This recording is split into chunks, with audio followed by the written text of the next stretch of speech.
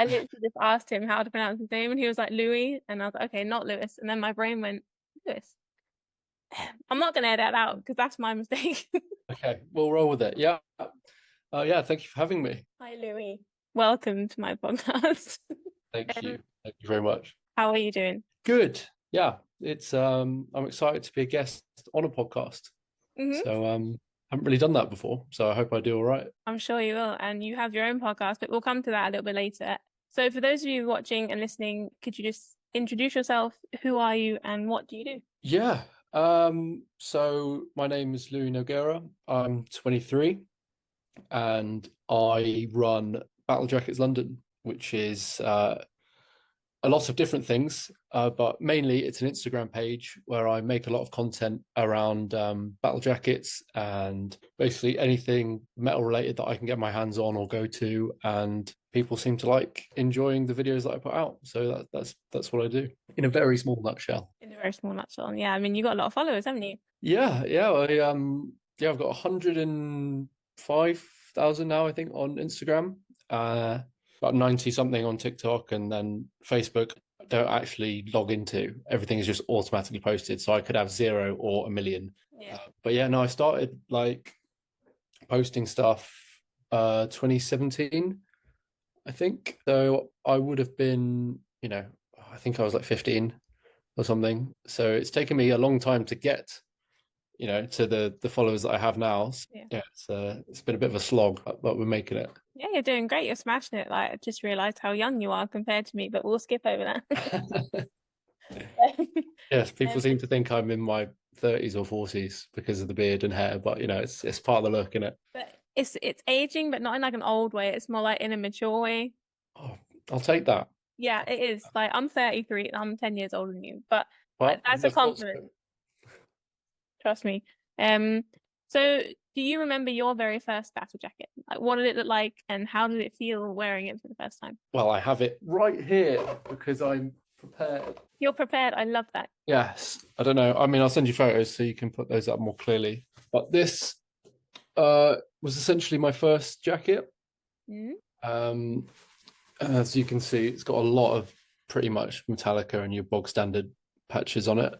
love it. My camera is just zooming on my face and cutting out the jacket, so we'll put it down and go to the photos. But yeah, it was the first jacket was from Palma Airport GC3, a mango jacket.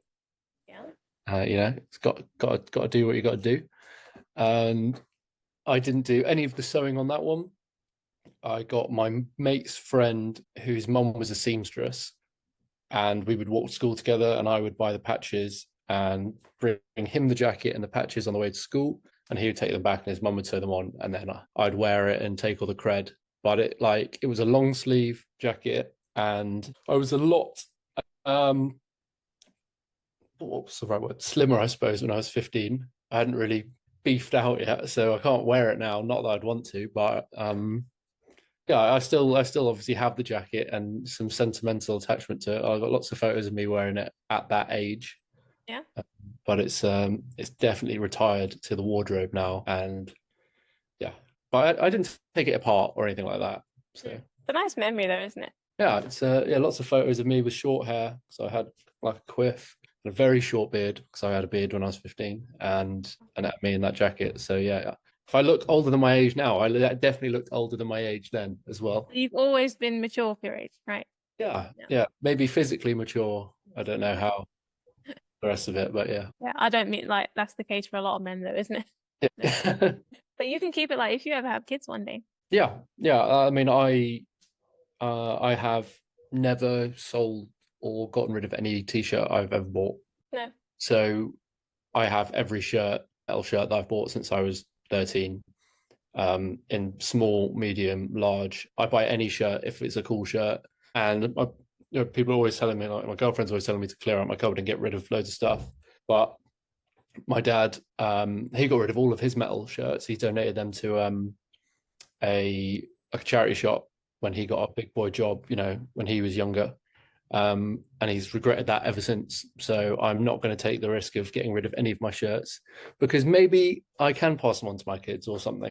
So let's rewind to you as a teenager. What got you into metal in the first place? Yeah, so I wasn't really into music in general until I was in year seven. Mhm. So first year of secondary school. Just I didn't really have a thing. Like I liked playing rugby, so that was something I was into, but I wasn't into music at all and wasn't like really passionate about anything in particular. And then my parents signed me up for guitar lessons in year seven, and I got like a crappy 20 quid guitar. Went to the first lesson, and the guitar teacher was like, "What do you want to learn how to play?" And I couldn't name a song that had guitar in it. I literally just I knew nothing. Mhm. So I just went back and like asked my dad like, "What am I supposed to play?" And he made me a playlist of like metal intro songs, like some Maiden, Metallica mainly, because he's always been into metal Mm. since he was a kid, but he never like forced it onto me or my siblings. It was kind of like if we want to get into it, we can, but it wasn't like I knew like stuff from hearing it around the house, but it wasn't something that I'd ever really gotten into myself. So it was about year seven, um, and it's kind of just looped and looped from there and become an entire personality trait. So That's great. It's a very similar story to how I got into metal. yeah. My parents bought me a drum kit for like my 11th birthday. And then I started having drum lessons at school. And then my drum teacher was a metalhead, so he just taught me all these metal. What And then, about yeah, your parents? Were they? yeah, both Yeah. my parents. Ah, so they were probably I've quite pleased kind of then. grown up with it, but yeah, Yeah, so it's great having cool parents. it is. I'm trying to be a cool parent myself, but I don't know if my kids agree. I'm sure doing a podcast like this, that's a pretty cool mum thing to do. I mean, I'd like to think so, but maybe they'll appreciate it when they're a bit older. So you have, as you said, you mentioned your Instagram page. You must have documented so many incredible jackets and seen so many like masterpieces. What makes a really truly great jacket stand out to you? Like, what do you look for? Wow. I'll start by saying like the page used to just be like I used to just post photos of other people's jackets that they sent me. Hmm. So it was literally like a Battle Jacket fan account. Yeah. I mean, it still is in a sense, but it started off by literally just people sending photos and I post that. And it wasn't until about, 2 years ago, if that, maybe a year and a half, that I started doing the video stuff. Hmm. Um, where I would do actually start meeting people in person to look out for their jackets and do that kind of thing. But since then, yeah, I've seen a lot of jackets and I get a lot sent to me in my DMs as well. Hmm. But what makes a good one is how original it is. And they're all original, they're all unique because realistically, unless you look at someone else's and copy what they're doing, you're Hmm. never going to have the same as anyone else. But things that I really like to see are like just like silly things because I suppose that's just more different to the rest of it. Like there was a lady who came to one of my events who had an apron, a battle apron that yeah, that was really cool. Like just I'd never seen anything like that. And she was not the kind of person that you typically think of wearing a battle jacket. She was a very nice, sweet, like not the metalheads can't be nice and sweet, but she just gave off like, very Like, wholesome vibe. yeah. And but seeing her in like a jacket, well, an apron full of patches, like that was really cool. Mm. Um, like somebody at that same event had like they'd stitched on a cuddly bear or something that had been stuck onto their jacket, like just things that are like different that you don't normally see. And like painted jackets, I really like because I can't paint, so I can really respect when someone else has done something like that. But no, I try and encourage everyone that I see, whether they've just done a couple of patches or a whole thing, to keep doing it because it's very easy to be like you put all your effort into this thing, and then if someone says they don't like it, you're like, oh my god, why have I wasted all this time like and money? So I try and do the opposite of that and just say good things about everyone. Mm. That's nice though. See, Yeah. my partner, he has battle jackets and he's so good at like sewing them and Yeah. he's like really like anal about it, right? And he like uses a lot of time. I don't own any battle jackets. I just feel like they wouldn't suit me. Yeah, I don't believe that. I think there are so many different like types of jacket and ways of styling them that there would 100% be something, like my girlfriend's jacket is like, I mean, she's quite small and her jacket is minuscule, Mm. but that's a totally different kind of thing to mine, but that looks good on her. would look awful on me. But like, you know, you got the different colors for like the different kinds of metal and jackets. You know, you got the blue ones, the grey ones, the black ones, long sleeve, short sleeve. You know, there's like waistcoat ones. I refuse to believe that there is a jacket that won't suit you. So yeah. My partner says the same thing, and I will find one day. I have the attention span of a goldfish, so I said to him, if I get one, you're sewing all my patches on, because I Yeah. can't. Yeah, that was the same thing with my girlfriend. I do, I would say 99% of the sewing and also providing of the patches. The But she, yeah, the deal I have with him is because I get loads of free patches from my work. So I have a fuck ton of patches, and he's like, "Why don't you just do something?" yeah. They're just sitting there. Yeah. Yeah. I know what you mean though, because like just right here next to me, like I have all of these, which are Box like that full of patches and stickers that I just get sent yeah, other stuff, and it's cool. it's overwhelming though. You can have so many. Yeah, that's the thing. But I have like a shoebox just full of them. But yeah, I should probably do something with them. So on this podcast, we also focus on like the psychology of metal music, and like the people behind the scenes of metal, whether you're a musician or like content creators, anyone. And there's a lot of kind of outdated stigma about metal being aggressive and negative. What do you think people sort of miss about the emotional side of metal? Oh, well, first of all, I don't think like let me piece together my answer here. Like in terms of like metal being aggressive or like negative, like at the events that I put on where the battle jacket meetups, people come along and work on their jackets and meet other metalheads. That couldn't be less of an aggressive or intimidating like atmosphere at all. It's like a bunch of people of all different ages coming to one place to get sewing kits out and sew together. Like that is just the opposite of that whole like I suppose stigma that surrounds it a little bit. And I do think it's dated. You know, you very rarely find people who are not very pleasant.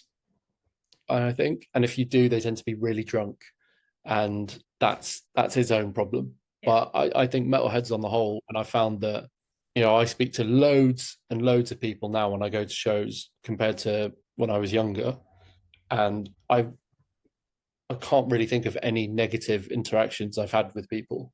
I think that people can be intimidated by the thought of these things in, you know, like going to shows or going on your own, that kind of thing. But within the people, I think it's totally misjudged. I think so too. I think a lot of metalheads are really in touch with their feelings actually, because you know we listen to very emotional music. You know, emotional doesn't have to be sad. You know, it's also like it's aggressive. It is, the music's aggressive, but that means we're not aggressive. No, it's kind of it's a way of people letting out their emotions. I mean, especially if like there's somebody who you know goes in the mosh pit and like just lets loose for a song or whatever. Like it can be a vent for a lot of people. So Definitely. And tying into that, battle jackets, do you think that that's sort of like an armor or like a uniform? Like, you know, football fans, they wear football kits. Do you feel like they're sort of a uniform for metalheads? I don't know what they are really. I saw Metallica in 2013, and James Hetfield came out wearing a battle jacket, and I was like, "Well, that looks sick. I want to have one of them." That was it from there. I suppose people use them. I don't know. I don't know why. I think they're fun to make, and it's something you can do when you're not at a gig. And it's, you know, a lot of people do it when they're listening to music. It gives them something to do, and they look really cool. And it's really personal thing because everything you put on there is something that you like, you know, and you want to show that off, but not look like a knob. So you put it on this nice jacket where all the patches are done really neatly. And I think people find it quite therapeutic to do it as well. But in terms of a uniform, I mean, I suppose it is in the sense that I wear it to most gigs that I go to.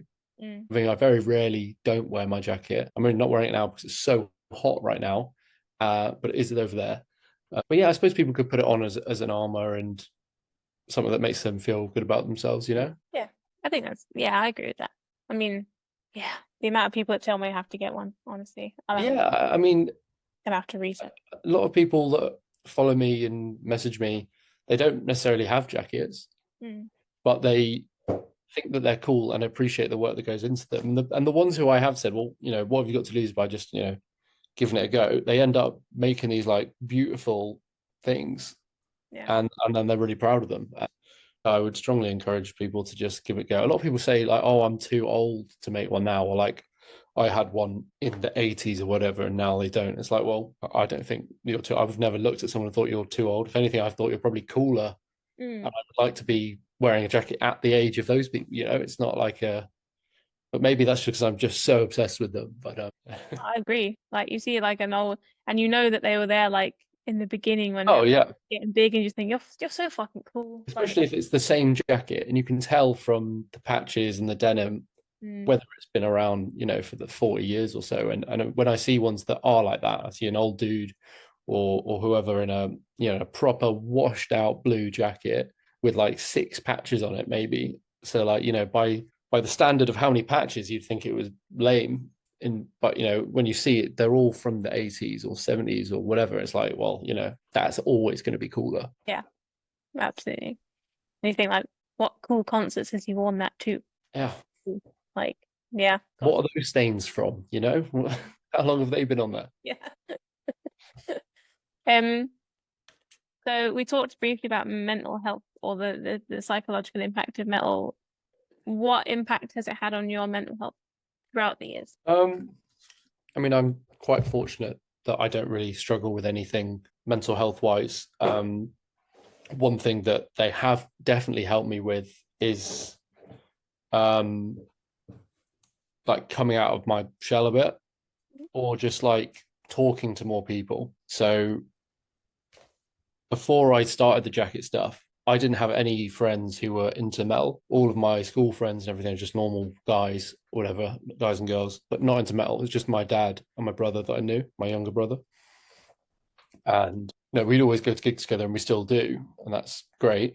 But through this jacket stuff, I've been able to meet so many people, which has expanded, you know, the amount of friends that I have and the amount of people that I talk to and can do different things with. That's been like absolutely amazing, you know, for me personally. And now I feel like I never am in a situation where if I want to go to something, I have to go on my own. I know now that at least one out of that 100,000 people are going to be there and want to hang out. So that's been really, really nice for me.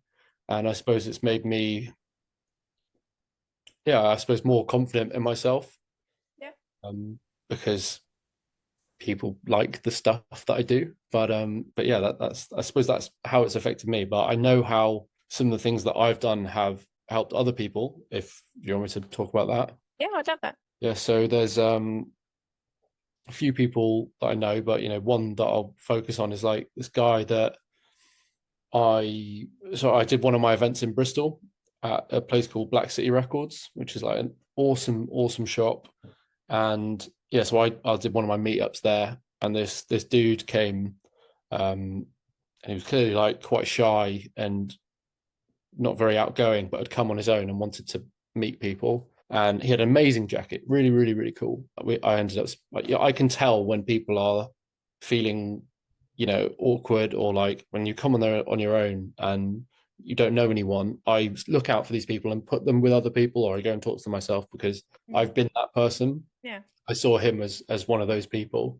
So I got chatting to him, and he was really, really nice, like lovely guy, just very like kind of unsure of himself. Anyway, he said he loved all the videos that I do with people and stuff. And I said, well, you know, you'd be amazing for one. He's 20 years old. He's got really cool hair, and he's got a proper black and white black metal jacket. So I was like, you know, we should do a video. And he's like, oh, like, you know, not really sure. And anyway, I said, you know, if you want to do it, we'll do it. But I mean, I'm not going to force you. And we ended up doing it, and it got like over 100,000 views on that. And he said that the amount of positive comments that he got on that video have made him feel so much better and more confident in himself. And like that was in February, and I've seen him regularly at different things since then, and I can just see how his confidence has just gone way up. And he was someone who, you know, struggles with a few different things, and he, you know, he told me himself that just that one video that we did and me putting that out there has made him like feel so much better. And I was like, well, if that can come from me just doing this one, that's just one thing that's happened from this event. I was like, it's really nice, really, really nice to hear that. And if I can somehow, I mean, normally when you post stuff online, you get absolutely horrendous comments and hate, which I get on 99% of the videos that I'm in. Only on Facebook though. Instagram people are a lot better, but Facebook people absolutely hate me. Facebook's So toxic as fuck. yeah, but I was really glad that, I mean, whenever I do videos with people, I monitor all of the comments and stuff, and I'll either reply to people if they're just being an actual idiot, then I'll reply. If they're just being completely hateful, I get rid of it. It doesn't happen that often, but I was glad with him that people could tell that he was just a nice young guy who loved the stuff, and there was no reason to give him any stick. And because of that, he's really come out of a shell. And so I suppose that was one example of how mental health has kind of changed. I love that. That's so nice. And obviously, like, how he felt. So yeah, he's a proper cool guy, and he came to my my battle jacket competition I did a few months ago as well, and he came third, I think, in that or something. But like, and yeah, he's just a really good guy, and I'm glad that I was able to help. That's nice, and I think that's something metal's really good at. It's just bringing people together from all walks of life, isn't it? Like all different types of people, all different personalities, jobs. Well, at that same event in Bristol, we had I had like a woman in her 70s who was like from America but happened to be in the UK on those dates and came to it, and it was like,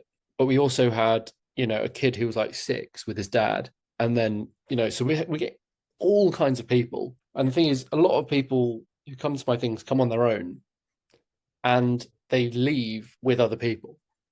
Because the issue that there is there are so many of us who are into metal in all different age groups, but there are so many of us, we just don't actually know who each other is. Yeah. And I found that, like, when I put on my first event a year and a bit ago, like I didn't really have that many metal friends now. And since doing that, I've made so many friends. Like my 2 like regular podcast co-hosts are just people who've come to my events and stuff like that. It's like the people are out there. You just have to provide a space for them to be able to meet each other. And I suppose the thing that makes it more accessible when I do them is they're free. So there's no like barrier to entry for people. But yeah, I just think that if there was more things like that going on in different places, people would have a lot more friends, I think. I mean, that's at least in my experience. Yeah. I think you're onto something. I think I love the events you put on. If I can make one day, I'm going to come along, even though I don't have a battle jacket. Yeah. Great. You mentioned your podcast, and I'd like to hear a little bit about your podcast.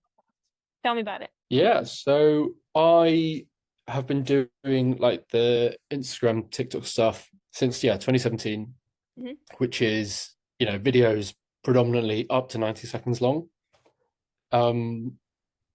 And that's obviously gotten me to where I am, which is great. But I wanted to do a podcast where I could actually have more long, in-depth conversations with people. And I did the first one a year ago and 2 months, and I recorded the first one, and I was the only host, I suppose. And I did it with a band, and I realized that without some other people, I want the style that I wanted to achieve, I needed people to bounce off of regularly. So I put it on hold, and then earlier this year I was like, right, I have more friends now, so I can give this a go. So I started the Battle Jackets London podcast. Thought about a different name, but I've built up Battle Jackets London for so long, it would be a shame not to just use that. And on that, it is myself and my 2 friends, Jack and Finn, who are on most of the episodes, and then my girlfriend as well, who just pops in and out. And we all have patch and battle jacket obsessions. So we talk about our jackets. We're making a podcast jacket as well. So each week there's a different theme of what patch we need to find, each of us individually. And then, so each week we'll have 3 patches to sew onto the vest until we have this whole jacket filled with all different things. It's very much patch and jacket orientated, but also just like metal news and stuff that I'm getting up to. Like I had last week, I did an episode with, I don't know if you know the TV show Cobra Kai, like the Karate Kid TV show, but one of like the main actors in that Tanner Buchanan, is like a massive metalhead. Oh, cool. So that wasn't Battle Jacket related, but he's just a dude who's really into metal, and he was in London, so we did an episode, and it's yeah, just kind of a space for me to ramble for a little bit longer than 90 seconds. Yeah, that's cool. What's your favorite thing about being like doing a podcast? It compared to, I mean, you mentioned that you can go more into depth with it. Yeah, like I like that I can, like, one of the things that I want to achieve is to do YouTube content that's interesting and is myself and a few of my friends and my girlfriend, and I want to build up this kind of like these faces that are, so it's not just random people in videos. I want to build up, my friends and around me, and do more interesting videos and things like that. And I think the best way to introduce my audience to these people is by doing this podcast where they can see the relationships that we have with each other. And I really enjoy just sitting there, and I know how the other guys are going to react when I say different things, or my girlfriend. Like, I feel very comfortable doing it, and just getting to talk about the things that I like talking about with my friends. And they also don't live in London, so I don't see them that regularly. So when we do the episodes, it is like we've just been meeting up and having a chat, and that's like the vibe that I want to go for with it. But I really, really enjoy doing it, and I actually enjoy editing it, which, because it's all filmed in person, so I have 3 cameras and the mics and everything, so it's a bit of a faff. But I really enjoy it, and I've had people come up to me where I'm in different places and say, "Oh, I really like the podcast," or like, "We listen to it when we're getting ready," or whatever. And I'm like, "That's just mental that anybody watches it," but it's really, really fun. But the hardest part is because the guys don't live in London, kind of getting out regular episodes. But now that I have a platform that works, I'm going to start just getting more guests in. It'll be myself and them, and then the guys will come back in between and things like that. But yeah, it's all pretty new, and just figuring it out as I go along. That's great though. Like you've got, like you said, you've got a really solid platform, and I like the way you film it, like in person. I think that's really cool. Thank you. And I think you can tell that you enjoy what you're doing. Yeah, that's one thing that people say to me. They're like, at least it feels like authentic, I suppose. Yes, because sometimes you see content and you think, oh, okay. No, it's like, if we're talking about like this patch, it's like, we love this patch. Like, this is a great patch, or this one is terrible, but it's terrible in a cheesy way. It's like, it's not like, we did one thing that was like, the challenge was to find the worst patch possible for this podcast jacket, and like, one of the ones that we found is actually over here, is this Sepultura logo one, and like, at face value it doesn't look that bad, but it's like terrible quality. Like, some of the letters are like just wrong, so like the L is a T and stuff like that, but like, it is a terrible patch, but it's like not that deep. But somebody commented saying, "Oh, I loved the episode, really great." My heart sank a bit because I just sewed on that patch to my jacket. But like, they got that we were just, having a laugh, and it's all like, not that serious. But yeah, I really enjoy it. But doing it in person is like, it's a faff, because I have to do set up the whole backdrop and the lighting and stuff. But I feel like I knew I wanted to do it like that when I thought, like, I want to give it a go. So I'd rather do it like that. It's cool, and it's nice when, like, because some content creators, you think, oh, you're literally just doing this because someone's paid you to say that, or nobody pays me anything, but so I'm just doing this stuff because I like it. We don't earn money from stuff like this. Like, we do it just because we want to, right? So, and I think that's nice for people watching to feel like, okay, well, at least they're, they have a passion, right? That's what's driving them, which is good. Yeah, I think, people buy into the dynamic between people on podcasts, and they buy into what you're doing. And if you're just like shoving things down people's throats, buy this, or try that, it's like, maybe I'm saying that just because nobody pays me to say that stuff, but I just not like what I do on mine. And it's very much, it's just supposed to be a chilled out thing, ideally, that people would watch whilst they're just working on their jackets. It's just, I like watching podcasts when I'm doing stuff like that. I watch a lot of car ones because that's something that I'm really into. But I found that people have just found it as a cool thing to stick on, especially as a video element of it, having it with, different clips and stuff. But it's been honestly really, really, really fun. And the reaction that I've got, apart from on Facebook, has been really nice. So Oh, Facebook can suck it. I don't do anything on Facebook. I have a personal page for like family members, but I don't do any of my social media, any of my work stuff on there. It's yeah, such cesspit. Like, awful. And being a woman's even worse. Trust me, it's just yeah, yeah. yeah, well, yeah. My girlfriend, when she's in clips with me as well, and she's got like loads of tattoos, and the comments will just be like, "What the hell have you done that for?" Like, either that or just weird comments, Mm, and then people just call me a poser in like every single one. I get Um, that a lot as well. yeah, it's like, all right, Mm, yeah. Sorry that I don't know your band that has 5 monthly listeners. yeah. Like, but yeah, no, I don't take any of it. Like I said, I'm lucky that I don't struggle with any kind of issues like that. So I just take it as engagement. To be honest. Yeah, I mean that is what it is, right? I Yeah, get the poser comment a lot because I don't look like a typical metal fan yeah, apparently because I ain't got tattoos on my face or whatever. You know what I mean? Like, so yeah, I feel you. But it is engagement. yeah. Like, here's my ass. It's fine. A couple of quick fire questions. If you could only have one back patch forever, what would it be? I just bought it a few months ago. Ooh. So I'll send you a photo of it because it's not in this room. It's a original Death Still Healing back patch from 1990. It's a blue grape like product. Like if you're like nerdy in patches and like who released them at the time, like that's the one you want to go for. And it's really, really nice, thick, yeah, patch from the 90s, which I spent like nearly 200 quid on or something like that, which is like the most expensive patch Mm-hmm. I would ever buy. But I remember seeing it on a jacket on someone in America and being like, that is so cool and it's so rare. And I had eBay notifications turned on for like 2 years for when one went live that wasn't £1,000. And when I saw it, I was like, yeah, got it, done. And just today I was like laying out this new jacket that I'm gonna do. And I realized this is not a quick fire answer, is it? But yeah, it's gonna be yeah, putting it on this new jacket that I'm doing. Awesome. What's the most underrated band you've discovered whilst doing your battle jacket? Um, Underrated band is I came across a band called Torture Demon about 2 years ago. Um, just when I was like looking for bands to work with to release patches for. I found these guys who are like um well now amazing friends of mine.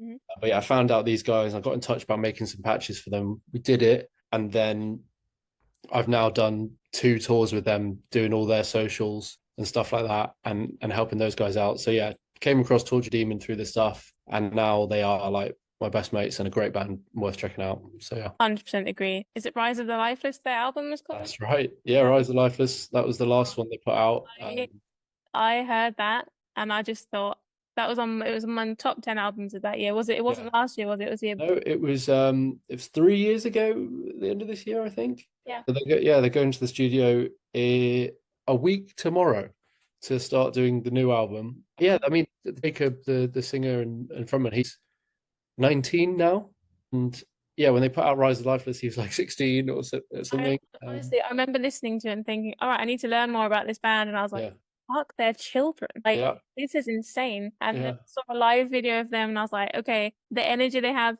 I get it because they're young, yeah. right? But also you can just tell they're really passionate. Oh, 100%.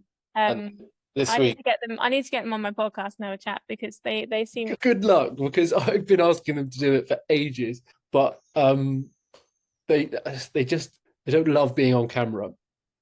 Oh, that's fair So enough. I've been like, but I'm on the tour with them to do social media. Yeah. So I'm like trying to figure out a middle ground on it. But Yeah. I'm sure. I mean, I'll put in a recommendation. But yeah, And those are the guys. that might come as they get older. They might get a bit more confident with stuff. Yeah, yeah. I'm sure they will. They're still just thinking like, if this is amazing that people like their music because they do this because they love it. And I suppose in a similar position to me, it's like I can't believe people want to actually talk to me about this stuff. So yeah, but yeah, they're going places for sure. And like last week, I was with them when they supported Municipal Waste, and then Power Trip the night after. It's like they were some sick shows, and yeah, they're definitely going to be going places. 100% agree. I have had my eye on them for a long time. Yeah, they just need to get signed. All the stuff they've put out has been independent um, since the last 2 albums and then the last single as well. So I think they're doing this album the same way, but I think the fact they haven't been picked up by someone already is I don't get it. Yeah, very cool. They're going places, I'm sure. Yeah. Okay, so every episode of my podcast, I like to end it with a little game. It's called Gift or Curse. Right.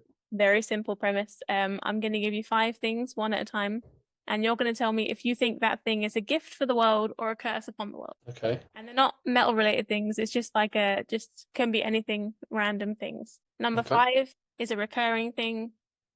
People listening will know what that is. I ask all my guests this question, including Brian Slagle, amongst others. You'll see what I mean. Okay. Question number 1. People who clap when the plane lands, are they a gift or a curse? Oh, absolutely a curse. That's a terrible human being. It's embarrassing, isn't it? It's terrible. So cringe. Shocking. Unless the flight has been like the landing was like absolutely terrible. Mm. And then it's like in an ironic way. Yeah. But other than that, it's unacceptable behaviour. That's actually the only time I've clapped is because I was on a plane from Amsterdam back to Britain. Yeah. Full of people that have been like, British people on their stag do. The landing was fucking shocking, and it was the most sarcastic round of applause I've ever heard. Yeah, that's one I'll join in with. Yeah. The genuine clapping. Yeah. Hotel breakfast buffets, gift or curse? That's an absolute gift. The best gift. Yeah, when I was doing this, like I've been working on a film the last 2 years about Metallica fans. So I spent like the last 2 years in a lot of different hotels. I quickly became my favorite part was the morning and going down, seeing what the full English kind of looked like before hitting up the pastry section with my unlimited refills of drinks. I mean, that is, anyone who says that's a curse. They live. These are 2 easy questions. Like, now number 3 is something, it's kind of controversial online. Pineapple on pizza, gift or curse? That's a curse. Oh, thank God. Yeah. No, I think I've only had it when somebody else has had it and I've tried it and I've just been like, this is just really wrong. So yeah, I would go with curse on that one. So many of my guests are like, oh, it's a gift. You just haven't tried it properly yet. And I'm like, no, what do you mean properly? It's fruit. They're the people who clap when the plane lands. They are. Fuck, it's true. Yeah. It's all connected. I think it's the same people. It's so true. Do you know in Sweden they put banana on pizza? Have you seen that? No. And it gets all like it's just a normal like margarita with sliced banana on it, and it gets all like brown and gooey, and it's so gross. To make it worse, they put curry sauce on top.